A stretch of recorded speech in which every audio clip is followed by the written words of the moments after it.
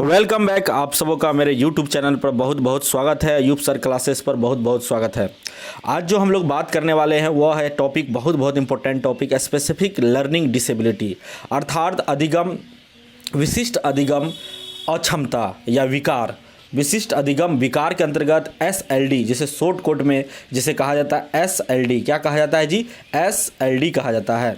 तो हम लोग ये देखेंगे कि SLD के अंतर्गत जो आता है वह कौन कौन सी मुख्य जो है ना लर्निंग डिसेबिलिटी आती है, जो आपके एग्ज़ाम में सीटेट के एग्ज़ाम में हूबहू उठा के यहाँ से पूछा जाएगा। आपका 1 या 2 नंबर तो फिक्स कर लीजिए। अगर आप इसको अच्छे तरह से पढ़ लेते हैं और अच्छे तरह से इसको याद कर लेते हैं तो निश्चित रूप से 1 या 2 नंबर आपका सीटेट में फिक्स हो गया, इसमें कोई नहीं काट सकता है कोई बात।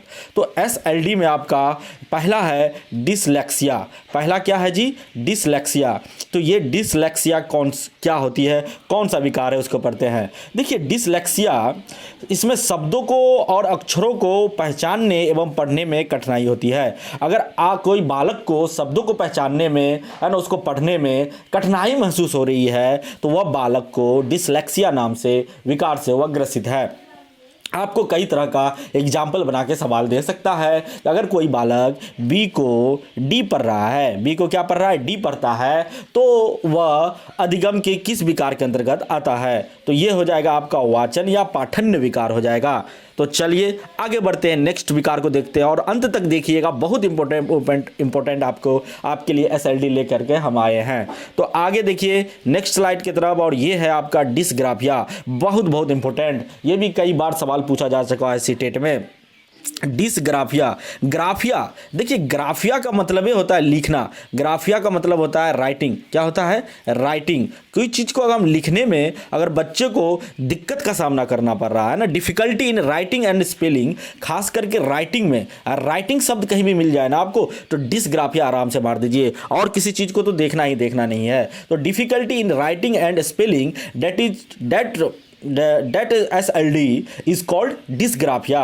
तो वह डिसग्राफिया आपका कहलाएगा। चलिए नेक्स्ट आगे बढ़ते हैं। तो इस तरह की विकार को हम थोड़ा सा पिक्चर के माध्यम से भी समझते हैं, और ये आपका विकार आपके सामने आ गया।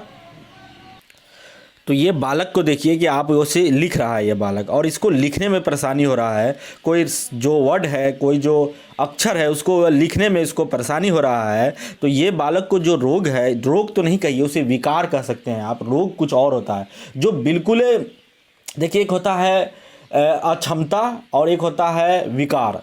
और क्षमता कहते हैं जब आपको बिल्कुल लिखने के लिए किसी बालक को नहीं आता, या बिल्कुल उस चीज़ को कोई काम कर ही नहीं सकता है, तो वह अक्षमता कहलाता है। वह क्या कहलाता है? अक्षमता कहलाता है। अक्षमता है ना, अक्षमता, या उसे विकलांग भी कह सकते हैं आप, है ना, डिसेबिलिटी आप कह सकते हैं, खास करके है ना, उसे आप विकलांग कह सकते हैं।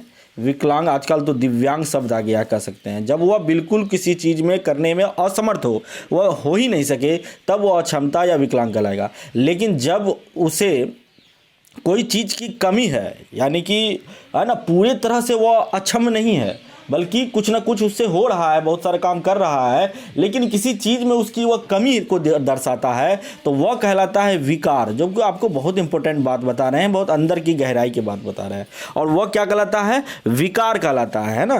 तो ये जो बच्चा है उसे लिखने संबंधी इसको क्या है? विकार है। इसीलिए इसका नाम दिया गया है डिसग्राफिया। क्या नाम दिया गया है? डिसग्राफिया। चलिए अब आगे देखते हैं नेक्स्ट स्लाइड को। और ये देखिए, ये था एक बहुत बड़े वैज्ञानिक है, ये हिग्स बोसॉन का खोज किया था इसे, है ना। तो ये जो इसको जो रोग था वो मोटर डिसऑर्डर के संबंधित था। ये इसमें क्या था इसको प्रॉब्लम? Motor disorder. देखिए मोटर का मतलब क्या होता है? गामक। मोटर को हिंदी में आप गामक और क्षमता कह सकते हैं। तो गामक और क्षमता का क्या अर्थ हुआ? यानी उसको पेशियत संबंधित, जो पेशी, जो हाथ पैर जो पेशी है उससे संबंधित अगर उसमें विकार आ गया है ना, तो वह कहलाएगा आपका अप्रेक्सिया। वह क्या कहलाएगा? आपका अप्रेक्सिया। वह अप्रेक्सिया कहलाएगा, अर्थात मोटर डिसऑर्डर को अप्रेक्सिया कहते हैं। तो इस व्यक्ति को क्या है? अप्रेक्सिया नामक क्या है? विकार है। तो इसीलिए यह इसका शरीर पूरा, रीढ़ का हड्डी कुछ मुड़ा हुआ दिख रहा है, तो ऐसा होता है इसमें। तो ये अप्रेक्सिया इसे कहते हैं। क्या कहते हैं? अप्रेक्सिया। चलिए नेक्स्ट आगे बढ़ते हैं, और अगला है आपके सामने और ये नेक्स्ट आपके सामने और बहुत इंपॉर्टेंट आ गया है अफेजिया। बहुतों बच्चे को, कई कैंडिडेट को जो एग्जाम देने वाला एस्पिरेंट है उसको दिक्कत होता है कि अफेजिया क्या है, या इसे डिस्फेजिया भी कहिए ना, तो कोई इसमें अतिशयोक्ति नहीं होगी, इसे आप डिस्फेजिया भी कह सकते हैं। तो ये अफेजिया हुआ और डिस्फेजिया भी कह सकते हैं आप इसको। तो ये जो अफेजिया है ये क्या स्पीकिंग डिसऑर्डर है, ये क्या है स्पीकिंग डिसऑर्डर के अंतर्गत ये आएगा आपका। तो ये स्पीकिंग डिसऑर्डर क्या होता है, देखिए जब किसी को उच्चारण संबंधी जो दोष होता है ना, उच्चारण संबंधित यानी उच्चारण वह सही नहीं कर पाता है, वह उच्चारण करने में उसको दिक्कत हो रहा है, बोलने संबंधी दिक्कत हो रहा है, तो उसे हम कहते हैं क्या, अफेजिया कहा गया, स्पीकिंग डिसऑर्डर कहता है इसको। स्पीकिंग दिख रहे हैं कि इसको बोलने में दिक्कत हो रहा है, स्पष्ट किसी चीज का उच्चारण नहीं कर पाता है ना, कोई शब्द या वाक्य का, खास करके शब्दों का उच्चारण जो स्पष्ट रूप से नहीं कर पाता है जो बालक, उसको अफेजिया नामक बीमारी होता है, या इसी को डिस्फेजिया भी कहिए तो कोई भी बात नहीं होगी। डिस्फेजिया कहिए या अफेजिया कहिए, डिस्फेजिया है ना, या अफेजिया, अ लग गया तब भी हो गया वह उल्टा कि फेजिया यानी कि जो स्पीकिंग और उसे अ लगा दे तो अफेजिया यानी विकार हो गया, उसमें नेगेटिव सेंस में आ गया। डिस्फेजिया तो भी वही अर्थ होता है। तो चलिए नेक्स्ट देखते हैं और अगला स्लाइड की तरफ हम लोग बढ़ते हैं, और ये स्लाइड है आपका ADHD का। ये होगा attention deficit hyper active disorder. देखिए attention deficit hyper active disorder, इसको भी याद रखिएगा कि ADHD का फुल फॉर्म क्या है। देखिए होता क्या है कि कुछ बालक के अंदर बहुत ज़्यादा एक्टिव, हाइपर एक्टिव होते हैं। एक एक्टिव होना अच्छी बात है, सब इसकी समर्थन करता है, पियाजे भी बोलता है कि बालक को एक्टिव होनी चाहिए, लेकिन यहाँ हाइपर एक्टिव की बात हो रहा है ना, तो कुछ ज़्यादा डिफिकल्टी फोकसिंग, खास करके उस बच्चे को फोकसिंग करने में अर्थात अटेंशन में, है ना, एक जगह एकाग्र होने में दिक्कत होती है। वो एक जगह चिंतन एकाग्र नहीं हो सकता, उसका दिमाग जहाँ तहाँ हमेशा भागते ही रहता है। तो ये प्रॉब्लम होगी उस बालक को अगर वो लक्षण दिखेगा, या फिर फॉरगेटफुलनेस, या बहुत तरह की बात को तुरंत भूल जाएगा, ऑलवेज रिमेन वरीड, ये भी हो सकता है। या फिर है ना, या व्यवहार में वह क्या दिखा रहा है कि वह देखते हैं कभी वह उछल के इधर जा रहा है, कभी वह आकर के इसको इधर से पकड़ के परेशान कर रहा है, तो ये चित्र आपको दिख रहा होगा। तो इस तरह के जो बिहेव बार बार, यानी कोई एक जगह वो बालक नहीं बैठता है, वह उछल के यहाँ बैठेगा, कुछ उछल के वहाँ बैठेगा, एक जगह ना ज़्यादातर वह स्थिर नहीं रहेगा, है ना, या हाइपर डिप्रेस भी हो सकता है, इस तरह का भी आपको दिख सकता है। तो इसको, इस तरह के लक्षण वाले बालक को नाम दिया गया ADHD का। क्या नाम दिया गया है? ADHD। तो ये हो गया आपका। तो आप समझ गए होंगे कि इसे पूरा नाम क्या है, attention deficit hyper active disorder, ये हो गया। उसके बाद अफेजिया स्पीकिंग डिसऑर्डर, जिसे उच्चारण संबंधी दोष होता है, जो नहीं बोल पाता है, ये हो गया।